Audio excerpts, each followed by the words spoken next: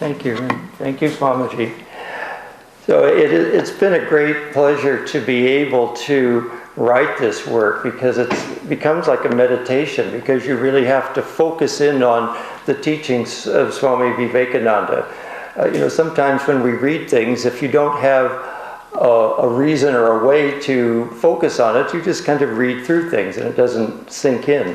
But when you have to figure out how you're going to set it to music and which parts you're going to put in, you really end up having to dive deep into the material. As you know, there are 9 volumes to his complete works, and just to figure out what topics you're going to include becomes rather daunting. So Swami Swananda was the one that suggested I do this. So I started by asking him, what are your ideas of the most important teachings of Swami Vivekananda? And I did the same thing with Swami Sarvadevananda, and I looked at some of the collections of Vivekananda's teachings that were organized by topic, so I could see what other people had thought. And so I came up with the idea that we would start with his interfaith teachings, and then sort of bridge with a little cosmological discussion of the relationship between Brahman and Maya into the idea that God is immanent in nature. Then going forward, of course, his 4 yogas are probably his most well-known works, and so I start with an introduction about blending the 4 yogas, and then sections on each of the major 4 yogas. Now, of course, probably the most familiar phrase of Swami Vivekananda's that people remember is, "Arise, awake, stop not till the goal is reached." And if you use that CD-ROM of the complete works and you search for that, you find that "Arise, awake" occurs probably over 40 times. And so there was lots of different contexts in which he used that. But I made that as the central theme for the last section of the Oratorio. Now, when I write music anyway, I look at models, and the kind of music that I like is Western classical music. I grew up listening to it, and it just sort of seeped into my psyche, I think. So, as opposed to the classical composers that actually lived during that period, they were writing within the genre that was popular during their time. So Bach had the Baroque style, and Mozart the classical style, and Mendelssohn the early Romantic, Brahms the late Romantic, and so forth. But I get to pick from all of those different genres. So one way I compose is to think, well, what style of music will best exemplify the energy of the words? Is this something that has a pastoral feeling, or something that is a strong oration feeling, or something that's intimate, or patriotic, or what's the feel? And so then I pick a genre of music and then start from there. Sometimes I'll listen to different classical music selections, and the energy of some of the music will capture my attention, and I'll think, well, that kind of energy is the kind of energy that I want for this selection. So then I try to write something that has the same energy, and I have to analyze, well, what gives it that energy? Is it the rhythm? Is it the way the melody moves? Is it the harmonic shifts? And so forth. So there's quite a bit that goes into trying to figure out how to put this all together. And I went through some evolution, too, as to how to go about this. I thought perhaps I would try to get more of Swamiji's life into this oratorio, but that proved very difficult. I looked for selections where there were settings where he was doing some teaching and having some interaction with people, but I just couldn't quite make that gel. So I discarded that idea and pretty much stuck with just the teachings arranged by topic. So we start with the opening address at the Parliament of Religions in Chicago, and I wanted to get the idea that we were starting from his Indian background and his prayer to the Divine Mother, and so I start with the Saraswati Raga. And then as soon as that's finished and he's addressing the public, then we switch to a Western mode of music. So you'll hear this introduction that sort of puts you in that mode of Indian prayer to Saraswati, and then on to his talk at the Parliament. Now, I'm a little new at your modern equipment, so you'll have to bear with me here.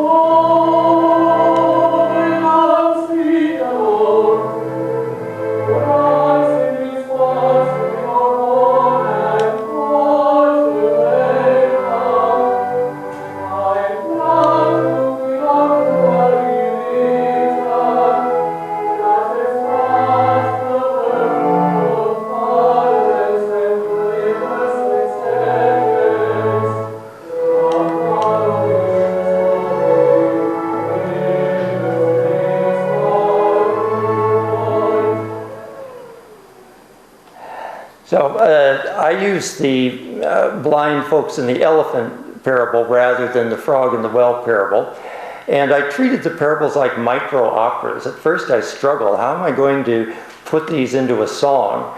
You know, first I thought of, well, a ballad is the way you usually tell a story in song. But trying to do a chorus and verse type arrangement with a story just didn't seem to work very well. And then it occurred to me I really need to personify all these characters, not just have somebody tell the story, but actually dramatize the story as like you would with an opera. So that's the approach I took. And we'll listen to another example of that at the end when we do Hari the Lion. But we're going to skip over the blind folks. All right, now to skip tracks, do I just push this button? All right. All right, so we'll skip over the blind folks, and then we're going to go to the interfaith hymn. This was written for an interfaith banquet. The UCLA was president for a few years of the University Religious Conference, and they asked me to write a benediction for the close of the awards banquet. So I thought, well, what kind of benedictions do I know that I could model after? And there's a famous Christian one called "May the Lord bless you and keep you." So I kind of took that energy and wrote words of interfaith interest to them. And then for this program, I reworked the words to more match what Swami Vivekananda had said in his opening remarks at the Parliament.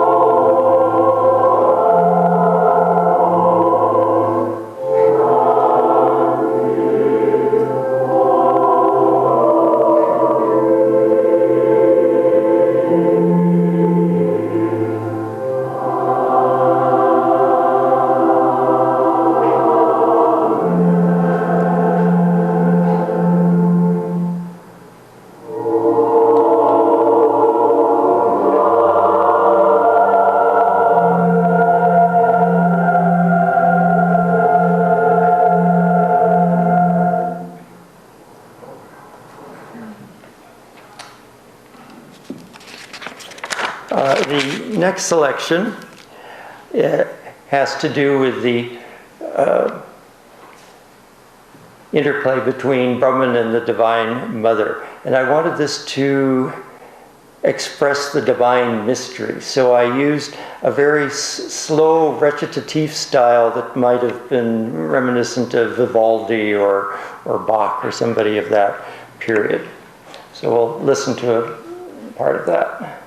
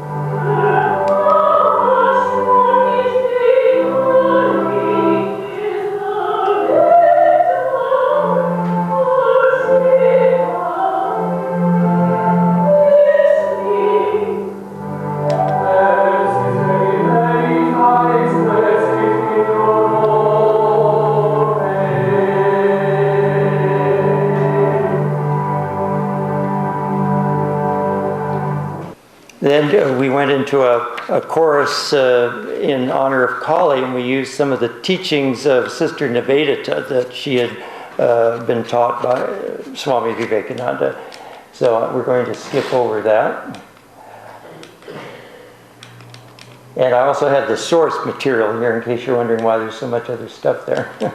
I showed where all of these things came from.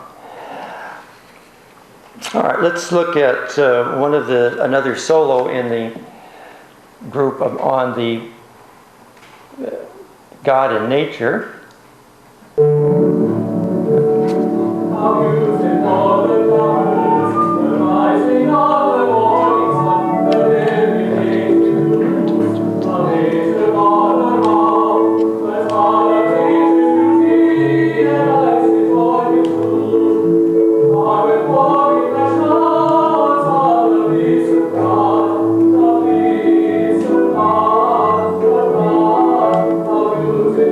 the time.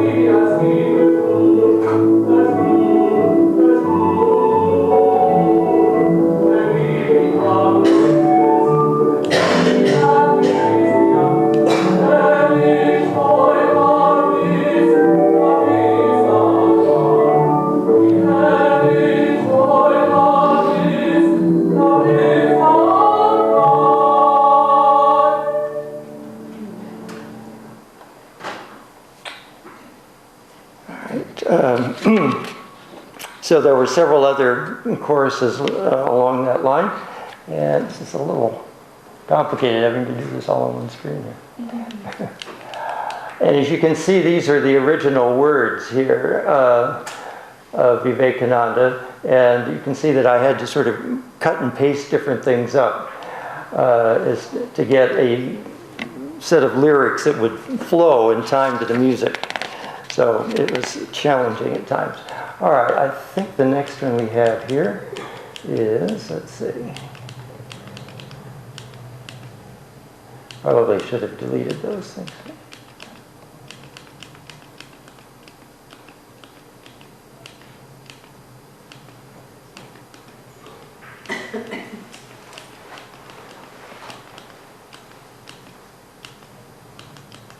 Still, there we go. So the next one I'd like to do is the chorus on unselfishness. This was in the Karma Yoga section.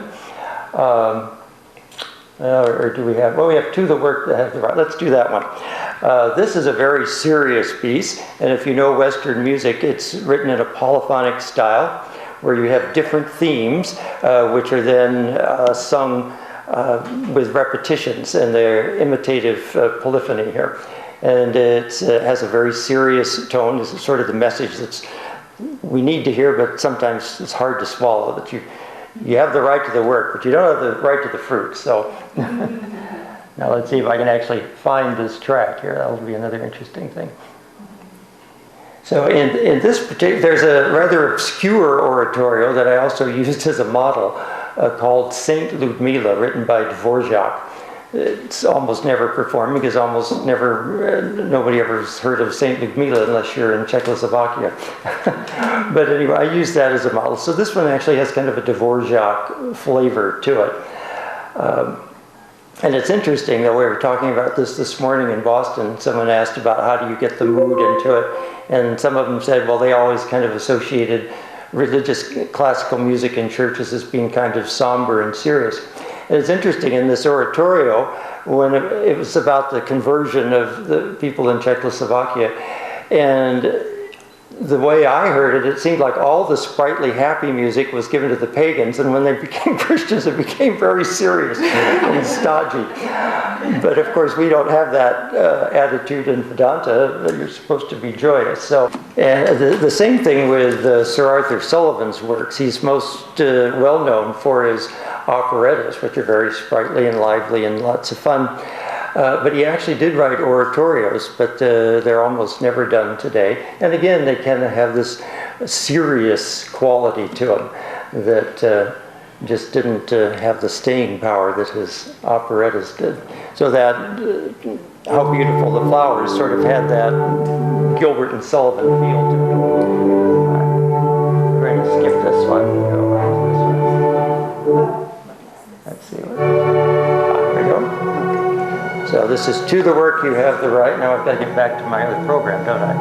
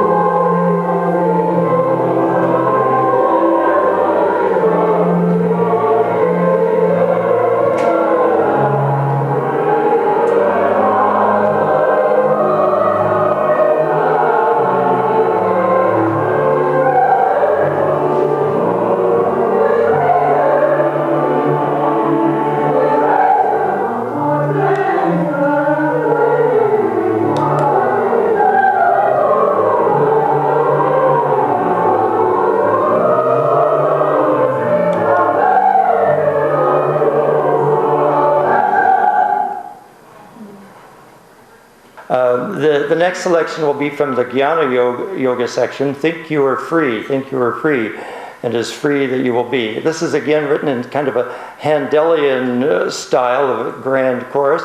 And when you write in this style, you get to repeat the words over and over, whereas if you were just saying it, you get a little dull to say it over and over again. But musically, you can keep doing it in different ways and get the same message across. So, there you go.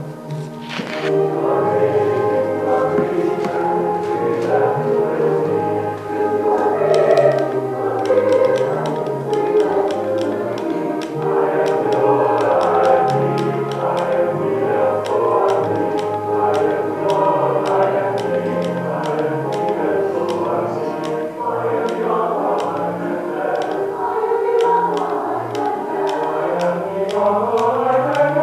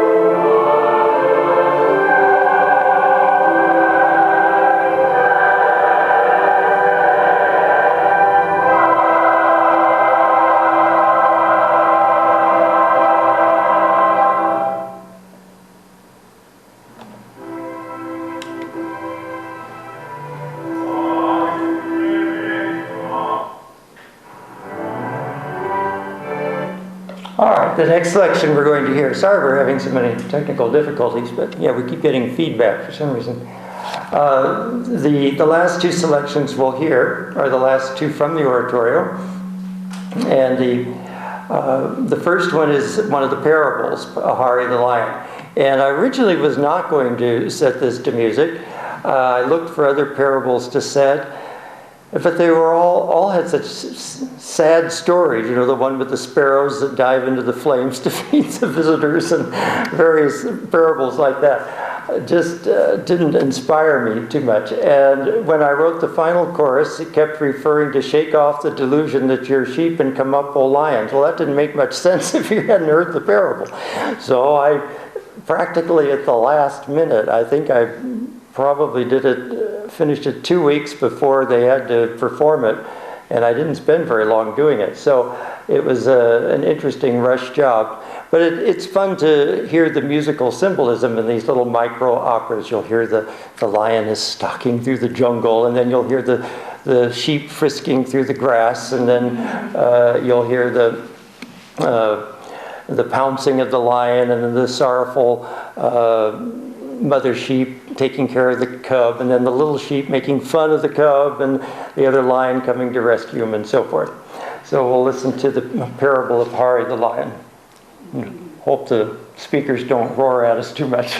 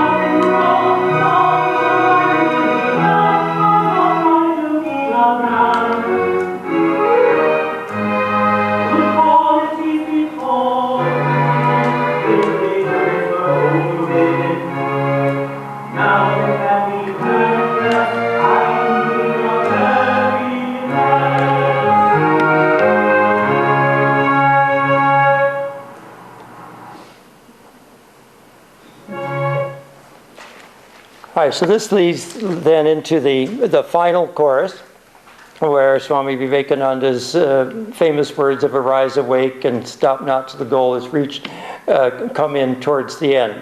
And the chorus is written, the first part of the chorus is actually written in 6 parts.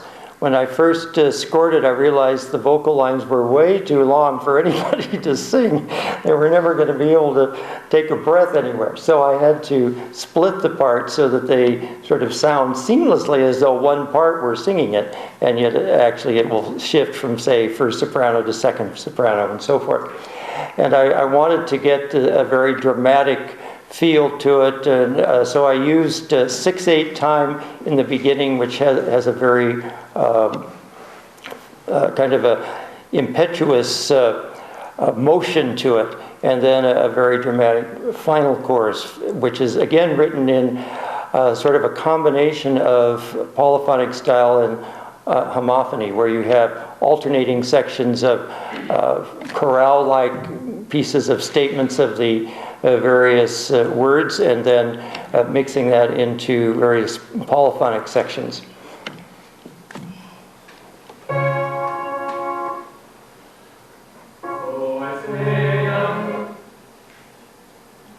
Is it going to act up again? Oops. Stopped working. All right. That's not very nice. All right, so I just pop it in and out again? No, just open it. It should be. Right.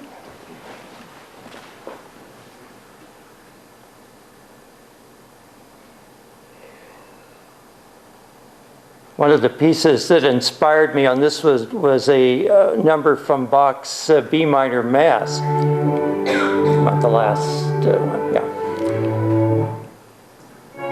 There we go.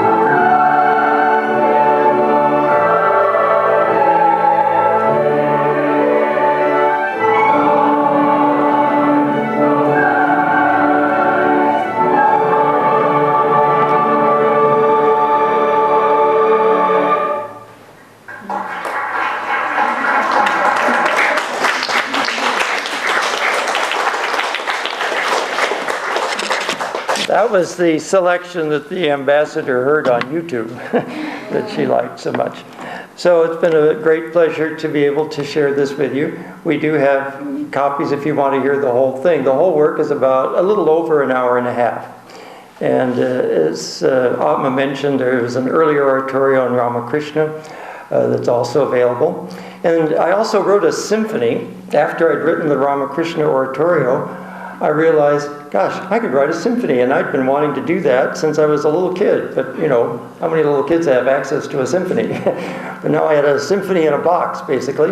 And I can very distinctly remember after a Ramnam at the center saying to my mother, those Ramnam tunes would make a great symphony. I had just been reading about Dvorak and Grieg and Brahms, who used folk tunes in their as musical themes in their works, and so it just struck me that those were marvelous themes. So I wrote a symphony based on those themes as well. So again, thank you very much for your attention.